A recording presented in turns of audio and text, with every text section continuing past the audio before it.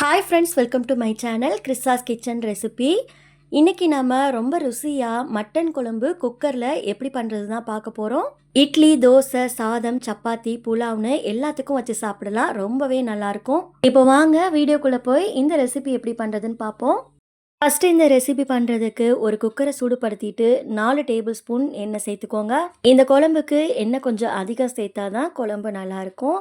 எண்ணெய் நல்லா சூடானதுக்கப்புறமா இதில் 2 இன்ச் பட்டை சேர்த்துக்கோங்க. கூடவே 2 ஏலக்காய், 1 டீஸ்பூன் சோம்பு, 3 கிராம்பு, ஒரு அன்னாச்சி பூ இதெல்லாம் சேர்த்துக்கோங்க. இதை சேர்த்ததுக்கப்புறமா இதை எண்ணெயிலேயே நல்லா வதக்கி விட்டுக்கோங்க. இதோட ஃப்ளேவர்லாம் நல்லா இறங்கட்டும். அடுத்து இதில் 2 பெரிய வெங்காயம் நீல வாக்கில் கட் பண்ணிவிட்டு சேர்த்துக்கோங்க. மீடியம் சைஸ் வெங்காயமாக இருந்தால் 3 வெங்காயம் சேர்த்துக்கோங்க. இது கூடவே 20லேருந்து 25 போல் சின்ன வெங்காயத்தை இது மாதிரி பொடியாக கட் பண்ணிவிட்டு சேர்த்துக்கோங்க. இப்போ இந்த வெங்காயத்தை இதோட கலர்லாம் நல்லா மாறி வர அளவுக்கு நல்லா வதக்கி எடுத்துக்கோங்க. இப்போ பாருங்கள், வெங்காயம் அதோட கலர்லாம் மாறி நல்லாவே வதங்கி வந்துருச்சு. இது மாதிரி வெங்காயம் நல்லா வதங்கி வந்ததுக்கப்புறமா 2 பெரிய தக்காளி சேர்த்துக்கோங்க. இது கூடவே ஒரு கொத்தளவு கருவேப்பிள்ளை, ஒரு கைப்பிடியில் பாதி அளவுக்கு கொத்தமல்லி சேர்த்துக்கோங்க. இப்போ இதை எல்லாத்தையுமே நல்லா வதக்கிக்கலாம். நம்ம சேர்த்துருந்த தக்காளி நல்லா குலைவாக வெந்து வர அளவுக்கு இதை வதக்கி எடுத்துக்கோங்க. இது மாதிரி தக்காளி நல்லா குலைவாக வெந்து வந்ததுக்கப்புறமா இதில் 4 டேபிள் ஸ்பூன் தயிர் சேர்த்துக்கோங்க. ஃப்ரெஷ்ஷான தயிராக சேர்த்துக்கோங்க.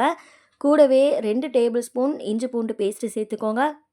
இப்போது இதை நல்லா கலந்து விட்டுக்கோங்க. ஒரு 2 நிமிஷத்துக்கு இந்த இஞ்சி பூண்டு பேஸ்ட்டோட ராஸ்மெல்லாம் போகிற அளவுக்கு இதை நல்லா குக் பண்ணி எடுத்துக்கோங்க. இதோட பச்சை வாசனைலாம் நல்லா போனதுக்கப்புறமா இதில் மசாலாவுக்கு 1/4 டீஸ்பூன் போல் மஞ்சள் தூள் சேர்த்துக்கோங்க. அடுத்து சின்ன ஸ்பூனில் 2 டீஸ்பூன் காஷ்மீர் மிளகாய் தூள் சேர்த்துக்கோங்க. இது காரம் கம்மியாக தான் இருக்கும். உங்களோட காரத்திற்கேற்ப நீங்கள் அட்ஜஸ்ட் பண்ணிக்கோங்க. அடுத்து 1/2 டீஸ்பூன் போல் மல்லித்தூள் சேர்த்துக்கோங்க.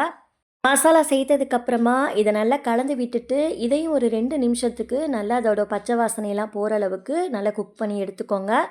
அடி பிடிக்கிற மாதிரி இருந்ததுன்னா இதில் கொஞ்சமாக தண்ணி சேர்த்துட்டு நல்லா கலந்து விட்டுட்டு ஒரு 2 நிமிஷத்துக்கு இதோட பச்சை வாசனையெல்லாம் போகிற அளவுக்கு குக் பண்ணி எடுத்துக்கோங்க. மசாலாவோட பச்சை வாசனைலாம் போனதுக்கப்புறமா நம்ம மட்டன் சேர்த்துக்கலாம். நான் 3/4 கிலோ அளவுக்கு மட்டன் சேர்த்துருக்கேன். மட்டன் சேர்த்ததுக்கப்புறமா இந்த மசாலாவோட நல்லா கலந்து விட்டுக்கோங்க. அடுத்து குழம்புக்கு தேவையான அளவுக்கு உப்பு சேர்த்துட்டு இதை நல்லா கலந்ததுக்கப்புறமா 2லேருந்து 3 நிமிஷத்துக்கு நல்லா குக் பண்ணி எடுத்துக்கோங்க. அப்போ தான் நம்ம சேர்த்துருந்த மசாலா எல்லாமே மட்டனில் நல்லா இறங்கும். இப்போ பாருங்கள், நல்லா கொதிக்க ஆரம்பிச்சிருச்சு. அடுத்து இதில் நம்ம 3 டேபிள் ஸ்பூன் போல் மட்டன் மசாலா சேர்த்துக்கோங்க. வீட்டில் அரைச்ச மசாலா இல்லைனா கடையில் வாங்கின மசாலா, எந்த மசாலா வேணாலும் யூஸ் பண்ணிக்கலாம்.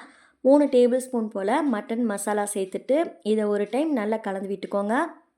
இதை நல்லா கலந்து விட்டதுக்கப்புறமா குழம்புக்கு தேவையான அளவுக்கு தண்ணி சேர்த்துக்கோங்க. நான் ரொம்ப தண்ணியாகவும் இல்லாமல் திக்காகவும் இல்லாமல் மீடியமாக தான் தண்ணி சேர்த்துருக்கேன். உங்களோட கன்சிஸ்டன்சிக்கு தகுந்தாப்பில் தண்ணி சேர்த்துட்டு இதை ஒரு டைம் நல்லா கலந்து விட்டுட்டு நல்லா கொதி வந்ததுக்கப்புறமா குக்கரை மூடிடலாம்.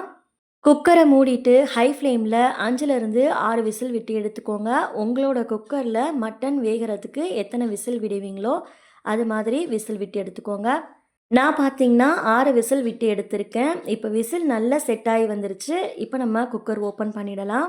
கடைசியாக இதில் கொஞ்சமாக மல்லி இலை சேர்த்துக்கோங்க. அவ்வளோதான், மட்டன் குழம்பு சூப்பராக ரெடி ஆயிடுச்சு.